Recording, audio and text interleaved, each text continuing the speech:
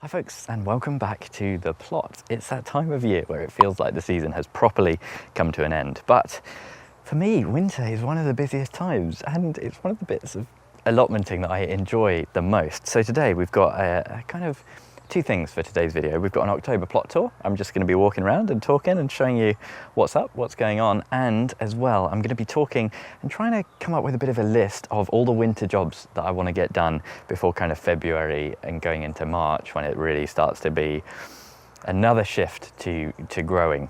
That's how I do it anyway. A lot of people can carry on growing all throughout winter. They've got their plots kind of done, but I have still so many kind of fundamental jobs to get sorted over winter. So let's start with a little tour. So the first thing, and what I have started doing, is some bed clearance. So these two beds, you can see, pretty neglected. This one in particular is a horror show. The one at the back, I'm not sure if you can see that. You'll see that when we go around. I have made progress on, and the wood chip paths as well, just terrible. So that's kind of job one, you know, the first thing that I'm going to be focused on, and it's going to be getting these all weeded. I'm doing a mixture of kind of a chop and drop where there's, let's go around and have a look, where there's some really meaty vegetation, like for instance some of those, although they've just gone to seed, where there's meaty vegetation that hasn't gone to seed, you can see like I've done here, just a bit of chop and drop.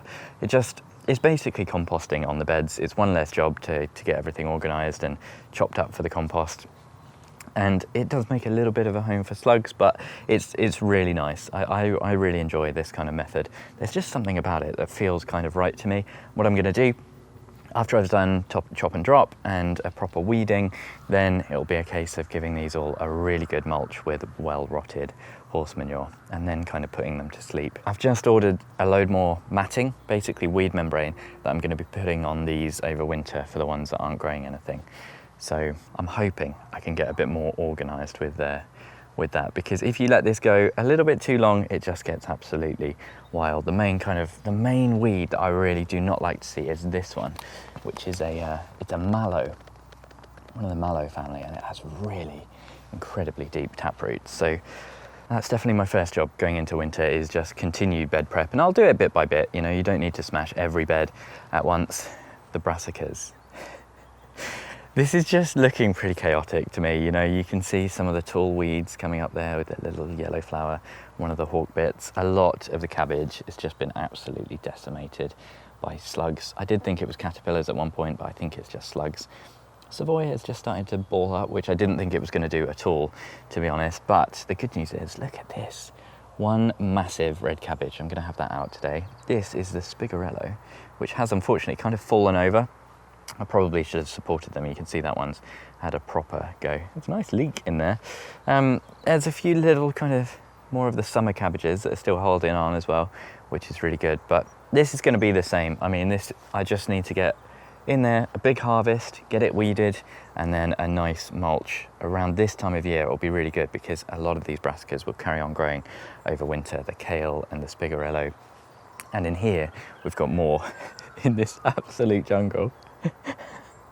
This is wild, but we've got some more purple sprouting at the back there. That's what's coming up, and some sprouts as well. So I don't understand what happened to this squash. Everything else on the plot really did not want to grow this year, but the squash went, no, we're going for it. And look at this. Oh, that is cool. Just under here, there's some really funky fungus. Looks a bit like a stag's horn or something like that, which is growing on the wood chips, I presume.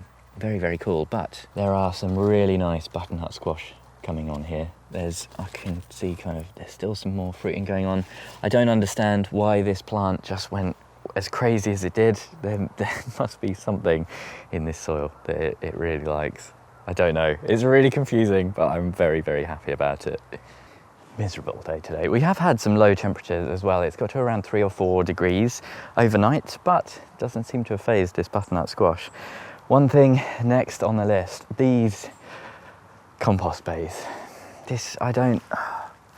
Basically, I would like to have a hand grenade and I could just blow these up and start again. I've never properly got this right. The compost bay setup has always been pretty frustrating. And now that I've got the hot bin, I am considering just getting rid of all of this and maybe turning it into a bed. And actually, if I did turn this into a bed, can you imagine? It'd be the nicest bed ever, because it will have had all this compost nutrients kind of sinking down into it. So I'm not sure 100% what I want to do with this, but it is certainly on the list. I want to do something. A raspberry cane has just dripped water right down into my Wellington boot. You see the pallets are pretty old and tired. They're really holding on to water, and they just look so ragged, and they're all different sizes. We've got like bindweed that grows up in it. I just don't like it at all. I made so many mistakes when I first set up these pallets. They're sort of all different sizes and shapes, and it's just a nightmare. I hate it. I want to start again, basically. If I was going to do this again, I'd probably just have one bay, to be honest, because I've got the hot bin now, and I'd use all the same size pallets. What I did, I don't even want to talk about it, okay? We're gonna skim over it. I'll fix it one day. It will be great. One other little thing, I'm getting stressed out just thinking about the compost bays. One thing I do want to do, reinforce these little beds. So this bed is not really a proper raised bed. It's just something I put in last winter to just give the plot a bit more structure, basically. But as I'm mulching, that level is going to build up, and I want to put in some stakes, like some rebar or just some kind of reinforcement to stop these bowing out over time. And of course, I need to get some proper stuff set up for this netting. I'm going to have these two probably netted, or at least two beds netted on the plot next year somewhere. And at the moment, I've got some pretty ramshackle solutions for holding this up. So I've just ordered some more rebar, like I say, and some of that rebar is going to go straight in the ground, and then I can just slot these straight on top, and it should be nice and strong and reinforced, and it's not going to go anywhere and get all wibbly. I've got some like precarious stakes at the top at the moment. Never mind. Next big job. Look at this area. So this bit I've always called like the working area. It's always been full of wood and rubbish and, you know, bits of halfway through building projects, that kind of thing. At the moment, this is a load of browns that I pulled out of the compost that went composting down properly. I've got big ambitions this winter for this old, tired ass shed, which I inherited on the plot kind of 4 or 5 years ago. And to be honest, it looked pretty much like this when I took it on. You know, it's just ply cladded, and the ply is all kind of shot. It holds onto water. The roof is, you know, can you see that? It didn't have any felt when I came onto the plot, and I tried to put some temporary kind of tarp over it. It's never been okay. Basically, the whole thing is rotting. And I've spent a long time planning what to do with this, thinking basically the two options after knocking this down, or, you know, potentially, I did consider trying to, you know, rebuild it and repair it. It's not going to happen. All of the timber in there is completely gone. So two options: build my own, try and find recycled materials, something like that, or buy a shed in from a company. And I really wanted to build my own. I started designing it, you know, sketching it up, and I've been on the lookout on, you know, Facebook Marketplace, Gumtree, FreeCycle, all that kind of stuff for old sheds that people want to get rid of, or, you know, bits of wood and materials and that kind of thing. And I've had my eye on it for 6 months to a year, and I've not seen anything good. So I'm going to buy one. Basically, I made the decision. I'm just going to knock this down. Got to sort out the base and buy one in, and I've got my eye on one that looks really nice. So I'm talking to the company at the moment. After I've got this shed done, I'd quite like to as well, probably not this winter, but sort this area out as well and have it a bit more productive, you know, or a bit more kind of organised, like organised chaos. I cannot tell you how excited I am about getting that shed done. We do have, look down here, this is incredible. This is a forgotten tray of salads and lettuces that have somehow held on. They've put up with drought and just being completely neglected. Look at this. They're drowning at the moment. And I keep meaning to plant them and just not doing it. You know, we've got some beetroot seedlings down there, somehow also still surviving. I don't know. I'm going to do that today, hopefully, because they have been soldiering on for so long. You've seen all the greenhouse chili updates recently, hopefully. Everything in here looking good. And fantastic news is, after rebuilding this last winter, this was my major rebuild project. It's all fine. This is like the one bit of the allotment that doesn't need any work, which is just like, that is so nice to be able to say. I do still want to fix the water butts and the gutters. That is a job for one day. The bit to the side of the greenhouse though does need a little bit of work. We've got down here the bathtub, that's going to go back in storage. Probably should have done that a while ago. That can happen this week. Free up this space again, just makes much easier access. I could do with a more permanent solution for this somewhere. That might be something to sort of put in over here, you know, like a big heavy duty potting area for when I do my chilies or something like that. Can be, you know, I can figure that out down the line. Most of the weed growth that's actually coming in here, brambles and stuff, is from next door's plot. Not really anything I can do about that other than cutting it back. Thankfully, I don't think there's any major works that I need to do on this greenhouse either. If there was one thing I could change about this, it would be this shelf setup. It's all a bit raggedy, and I could do with probably getting in here, leveling this out, having some more organized shelves, but very low priority. I've got what I've got and it works at the moment. You can see I've done an awful lot of clearance in here. We do have a few things still growing though. This aubergine not doing much at all. And the sweet potato vine is still alive. It's not looking too happy, but it is kind of trailing all the way up here. So it's still holding on. It's come up really tall on this old support for the tomatoes. There's a little bit back there as well. So it might be doing something. It might be doing nothing. I've just done chop and drop in here. I'll probably just leave this to rot down over winter, to be honest, for a little bit, and then get some more manure in here. Chili, Thunder Mountain Longhorn, it's doing something. We've got some pods. Not a spectacularly healthy looking plant, but it's doing okay. We'll get a few more pods off that one, hopefully. And the sweet potato in the tub is looking really healthy. It was just starting to have a bit of yellowing and die back, but that seems to have cleared up. Probably just a bit of an effect from the cold night. And look at this volunteer pepper. No idea where this one came from. It just popped up in the compost. And look, we've got a fruit. Lovely. That is, I think, a nice overview of plot one. I just need to do a bit of bed clearance, a bit of bed reinforcement, sort out the paths, sort out the brassica cages, rebuild the shed, create a new area next to the shed, probably redo my compost bays, but that's quite a lot of stuff, isn't it? But the greenhouses are all fine. That is so nice to be able to say. I need to do a bit more bed clearance on these two as well, but nothing major. I do this week want to hopefully get in here. We've got some more shredded paper to go in here today. And I'm hoping very soon, maybe this week, to get in here properly and have a look. Because obviously I'm talking about getting rid of the old 3-bay compost. I was going to say system. It does not deserve to be called a system. But you know, the old 3-bay system that I've got. Because I'm relying on this producing, you know, really nice high quality compost. But I've not actually tested it yet, so hopefully it will come out pretty nice. And then I can probably get rid of the 3-bay compost system and just go with a 1-bay system. Just have 1 bay somewhere, possibly not in the same place, probably somewhere else actually. Maybe somewhere a bit more hidden and out of the way. And then I can put any really big stuff in there, like have a bad compost or a slow compost or something like that. Let's talk a little bit about this area just around the polytunnel actually before I go in. This I'm fine with. This is going to stay wild, stay a little bit untidy. It's for the wildlife and the pollinators and that's all fine. This is kind of accidental though. I do have yellow rattle which is germinated in here. This is like the stronghold for yellow rattle. So over time this will become more tidy. That's just a bit of a dumping ground at the moment that I'll find somewhere for over winter. Loads of rubbish that just needs to go to the tip. Some compost bags that I've kept for storing old spent compost and stuff like that. The polytunnel. Any major works that I want to do on the polytunnel this winter? I don't think so. I have started thinking, unfortunately, about whether or not this needs a reskin. This is obviously the original plastic that Steve put on the tunnel, and I was really determined to use it, and it went on pretty well.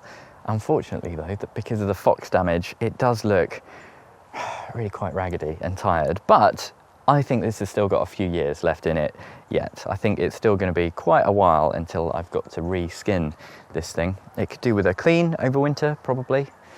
I'm looking forward to that, but it doesn't look too bad, all things considered. Maybe just a quick light clean. It's getting a little bit of algae along the tops. Thankfully, no major works that I need to do on the polytunnel either. I'm really happy with this mesh, the fox defense mesh. I just need to remember not to leave things up against the tunnel so the foxes can attack it anymore. One of the things I've been most pleased with in the polytunnel is just this little support system that I set up just with some timbers and stringing down from that. It worked fantastically well.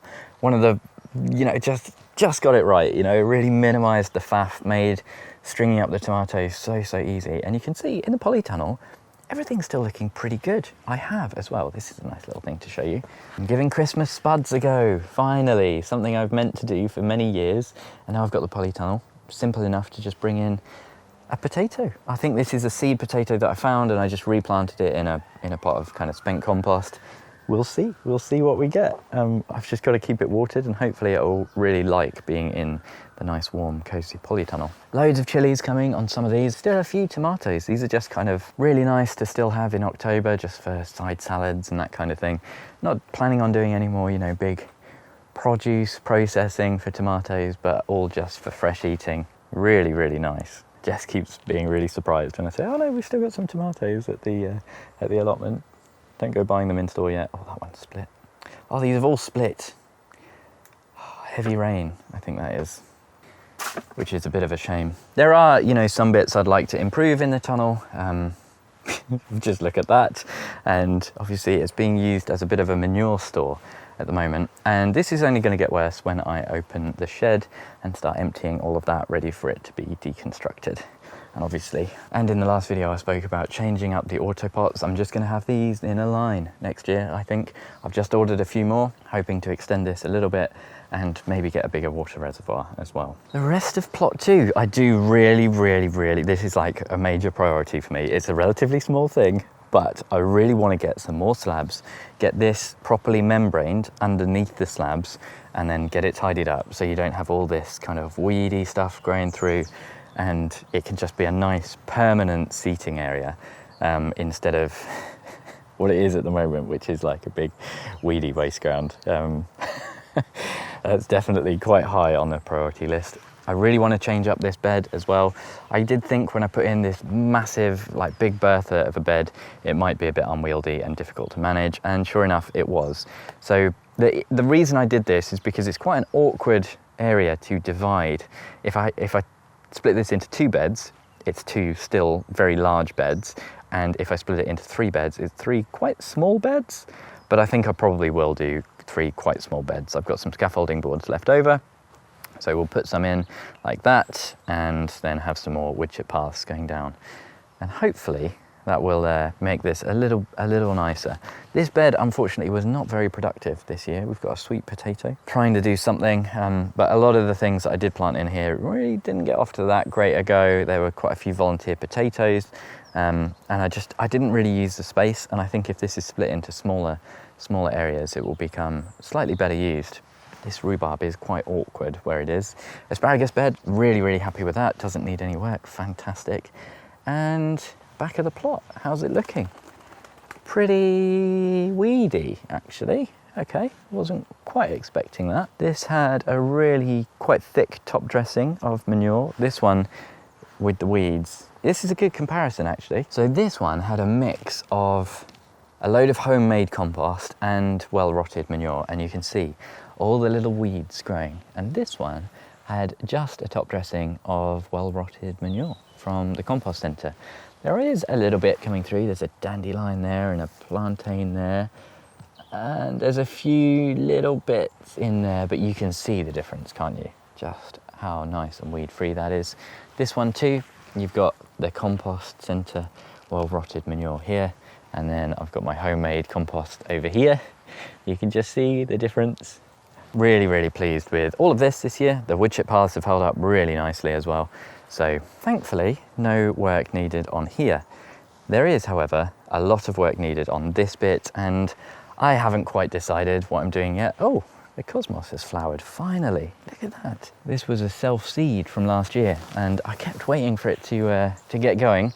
And like so many other things this year, it just didn't want to get going, but it has now got going, and it's fallen on the parsnips. Let's just see if we can go over here, please. If we could just leave the parsnips to carry on growing, please, Cosmos, that would be great. We've got a squash that's ripened. Still a little bit to go on that one. How's it looking? Yeah, okay, very nice. This squash plant, oh God, look at that. Not too happy at all. Now, my ambition and my plan for this little corner, I don't think it's going to happen this winter, having just looked at all those other jobs I've got to do. This is a bit of a tough area. I don't really use it very well, and I think what I'd like to do is expand it out a little bit this way maybe, and potentially this would be a really nice area for soft fruit. One of the issues I had this year was that instead of running out of space, I actually had a bit too much space for the kind of crops that I normally grow. But there's a whole raft of crops like grapes and raspberries and blackberries and blueberries and gooseberries, soft fruit basically, that I don't grow on the allotment and would be so nice to have. And I think potentially a little fruit cage here, not that little, but this might be a really nice area for a fruit cage. I'm not sure whether or not I'd keep these kind of pallet collars. These were all here when I took the plot on, but certainly something to think about. And if I have a shockingly productive winter and actually start to get through all the jobs quite quick, then that is definitely something that will be on the list. Like I say, I do want to take out that cherry, which seems like a little bit of a shame, but it really dominates the space and it's quite unruly. There's about 5 stems in there. I think as plot tours go for JB, that was relatively positive. We do have one little miniature disaster here. As we all know, it's not been a great year. But I'm very pleased. We've got the butternut squashes. They're going to be my main winter squash. It's nice to have something. Not planning on any changes to this tree as well. I get so many comments. It is getting really tall, which does scare me a little bit with the polytunnel. You can imagine that coming down and doing some destruction. But is that something I need to worry about? I'm not sure. The apple tree as always needs a really good prune. I think this year I'm just going to be so brutal with it and cut it right back because it's so just unwieldy. I cut it back quite a lot every winter and it just grows so much. Really terrible harvest this year as well. Not good at all. Hopefully you enjoyed the tour, warts and all. It's not pretty, but we're going to get there, and hopefully it gave you a few ideas about some jobs that you might want to do on your plot over winter. I'm going to get started clearing those beds now, and all that's left for me to say is thank you to all of my Chili Pepper tier patrons: Tony, Bill, Pam, Mel, Michael, Socks, Angela, Dorcasor, Louise, Andre and Brett. Hopefully I'll see you again in the next one.